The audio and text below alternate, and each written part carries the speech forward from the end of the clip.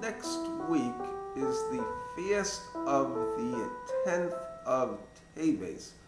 It marks the date that the Babylonians started the siege of Jerusalem in 33-36, and it culminates the siege with the destruction of the temple like 19 months later on the 9th of Ab, 33-38, destruction of the temple. And it a lot of it revolves around the experiences and the prophecies of the prophet Yirmiyahu, Jeremiah. He started his prophecies during the 13th year of King Yoshiyahu in 3316, 20 years before. And really, when Yehoshiyahu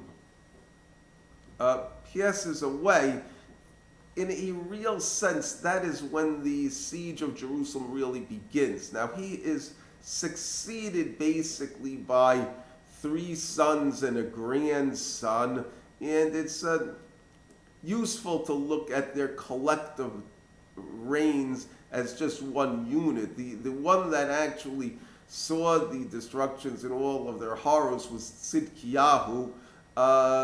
There was another one, Yehoiachin, who goes into exile.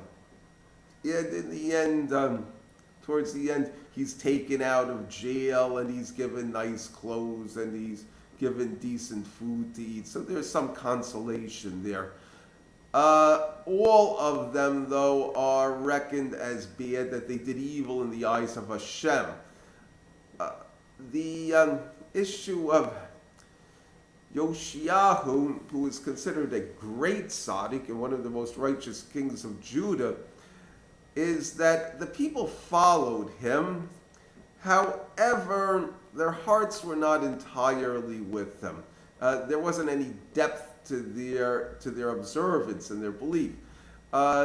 They basically continued in the ways of Yoshiyahu's grandfather, Menashe, who was reckoned as one of the most evil of the kings of Israel. Now, he did do tshuva, but the people didn't follow him doing in tshuva. Basically, they continued on their way, and the full evil of what was happening came to fruit during the years of these four kings, particularly Tzidkiyahu.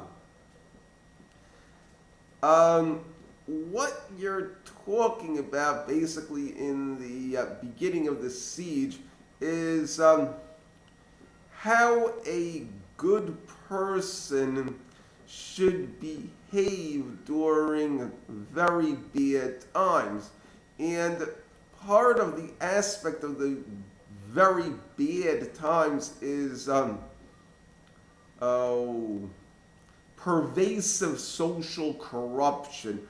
Yirmiyahu is the one tzaddik, and basically he is standing against an entire society that is hostile to him. Now, when he's charged to be a Navi, HaKadosh Baruch Hu says to him that he's going to make him like a fortified city, like an iron pillar, that he has a wall against the whole land. And he also says that he's commissioning him basically to tear everything down. There's four languages of destruction that he's being used, but it ends with two languages of construction, to build and to plant. In other words, it's, so to speak, he's clearing away all the garbage, he's giving everybody a hit, but in the end, things will turn around, that you will have the voice of the groom and the voice of the bride, the voice of joy. It will return to Jerusalem. That's the basic idea of Yirmiyahu. Now, the first thing Yirmiyahu does is basically rebuke the people. The nature of the rebuke tends to be that the people have abandoned Hashem. the idea that they've totally abandoned religion, and that they have put their trust in man, that they put their trust in Egypt, in Bavel, and as a result, these two countries turned against them. It says also that basically because they have done this, they have become miserable and worthless. They become liars, then thieves and murderers and adulterers. So they've become very bad and disgusting people. It's all basically rooted in the idea that they have abandoned Hashem. And now, what happens is that Yirmiyahu's prophecies are not popular. Essentially, what he is saying is that the temple is going to be destroyed and the whole nation's going to go into exile, and the best thing that they can do is surrender to the Babylonians and serve them to minimize the breakage. That's his basic idea. What happens is, while he's in jail, he writes a scroll, Megillah, Lamentations, so we still have it, and he has it delivered to the king through a friend. And King Tzidkiyahu, he listens to it for a short time, and then is extremely displeased with it and has it burnt. And situations get worse, especially with the Babylonians.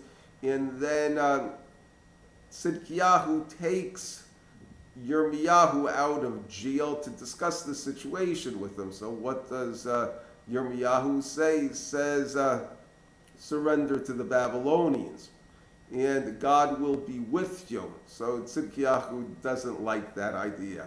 So he puts him back in jail.